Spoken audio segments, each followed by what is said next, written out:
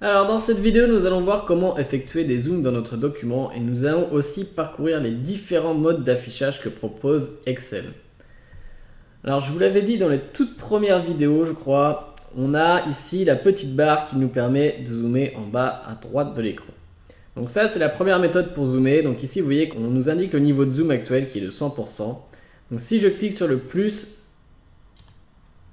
je vais augmenter le zoom de 10% à chaque fois. D'accord, et vous voyez que l'affichage de mon tableau, de mon tableur, s'agrandit à chaque fois. Donc le moins permet de faire exactement l'action opposée, donc c'est-à-dire qu'on va dézoomer de 10%. Voilà, donc là je suis revenu à 100%. Et puis on peut aussi utiliser la petite barre ici pour aller vers la droite, vers le plus pour zoomer, ou vers le moins pour dézoomer.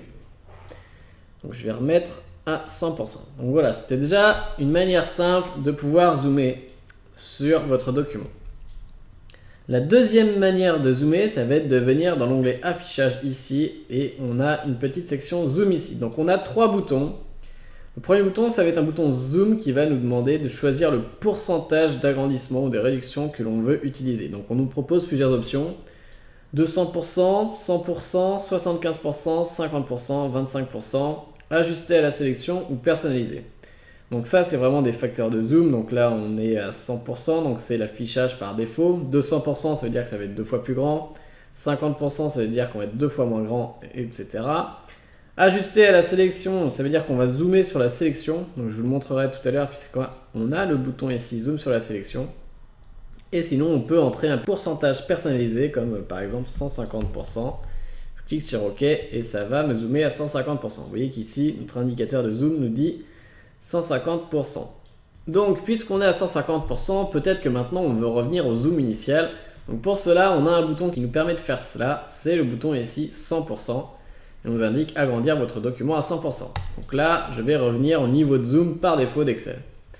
Ensuite, on a le bouton zoom sur la sélection. Alors pour faire un zoom sur la sélection, déjà, il faut sélectionner quelque chose. Donc imaginons que j'ai besoin de voir en plus grand mon tableau. Je vais venir sélectionner tout mon tableau. Et je vais cliquer sur zoom sur la sélection. Et là, Excel va agrandir le tableau jusqu'à ce qu'il remplisse soit tout l'espace en largeur, soit en hauteur. Donc vous voyez ici, il a rempli tout l'espace en largeur. Donc je vais revenir à 100%. J'aurais aussi pu choisir de sélectionner un peu plus large que mon tableau et un peu plus de cellules à côté et au-dessus et en dessous. Et comme ça me laisse un petit peu plus de marge et le tableau est un peu moins grand. Moi, je trouve que ça fait un peu mieux. Après, chacun ses habitudes, chacun ses préférences. Donc voilà pour les niveaux de zoom. Je vais revenir à 100%. Donc vous avez l'option, l'onglet affichage avec la partie zoom ici et les trois boutons. Sinon, vous avez la barre de zoom en bas. Et vous avez encore une troisième option. Alors pour celle-ci, je vais avoir besoin du clavier visuel, puisque c'est un raccourci clavier qui va utiliser à la fois le clavier et la souris. Donc, vous allez appuyer sur la touche CTRL ici, ou celle-ci, celle que vous choisissez. Et puis, quand vous appuyez dessus, il vous suffit de scroller avec la molette vers le haut pour zoomer. Vous voyez que là, j'ai mon... Je vais enlever mon clavier visuel. J'ai mon document qui se zoome, qui s'agrandit. Donc, je continue à appuyer sur CTRL. Voilà, je mets la molette vers le haut. Je scrolle vers le haut et mon document continue de grandir 15% par 15%. Et puis je peux faire évidemment l'effet inverse en scrollant vers le bas avec ma souris, toujours en maintenant la touche CTRL. Et mon document va dézoomer de 15% en 15%. Donc voilà, c'est peut-être un moyen un peu plus simple, un peu plus rapide plutôt que de venir dans l'une des sections ici ou de venir dans la barre du bas. Donc ça, c'était pour le zoom. Donc je rappelle pour le raccourci, c'est appuyer sur la touche CTRL et puis utiliser la molette de votre souris pour zoomer ou dézoomer. Donc maintenant, on va voir les trois modes d'affichage que propose Excel. Donc ici, on est dans le mode d'affichage normal et en fait, vous pouvez voir les trois modes ici et on voit bien que normal est sélectionné.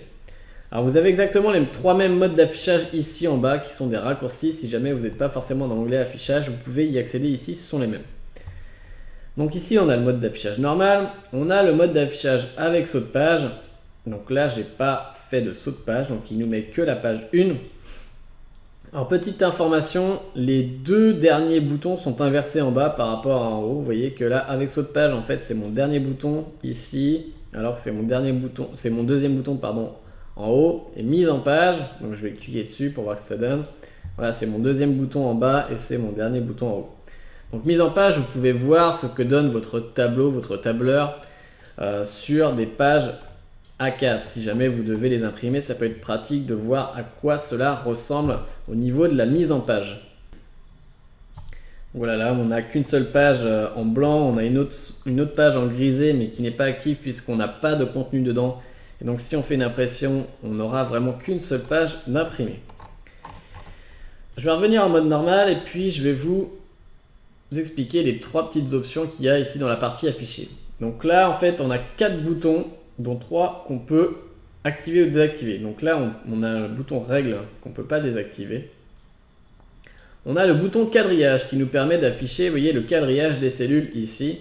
Donc si je le désactive, vous voyez que mon tableur devient tout blanc. Donc c'est peut-être un peu moins facile pour s'y retrouver pour sélectionner des cellules. Donc je vais le remettre. Ensuite on a barre de formule. Donc la barre de formule ça va être cette barre là et surtout celle-ci qui nous permet d'écrire des formules entre autres et de voir les valeurs de nos cellules sélectionnées. Donc on peut décider de la cacher cette barre là, voilà, si jamais vous ne vous en servez pas ou si vous n'en avez pas l'utilité ou même seulement temporairement si vous voulez gagner de l'espace en hauteur, vous pouvez désactiver la barre de formule en désélectionnant la case à cocher. Et puis ensuite vous avez les en-têtes. Alors les en-têtes ça va être les noms des colonnes et les numéros des lignes. Donc là si je clique dessus, voilà, j'ai plus en fait mes références de colonnes ni mes références de lignes. Vous gagnez encore un peu de place mais vous ne savez plus trop ce que vous avez sélectionné, surtout si vous n'avez plus la barre de formule. Donc je vais les réactiver parce que moi je m'en sers.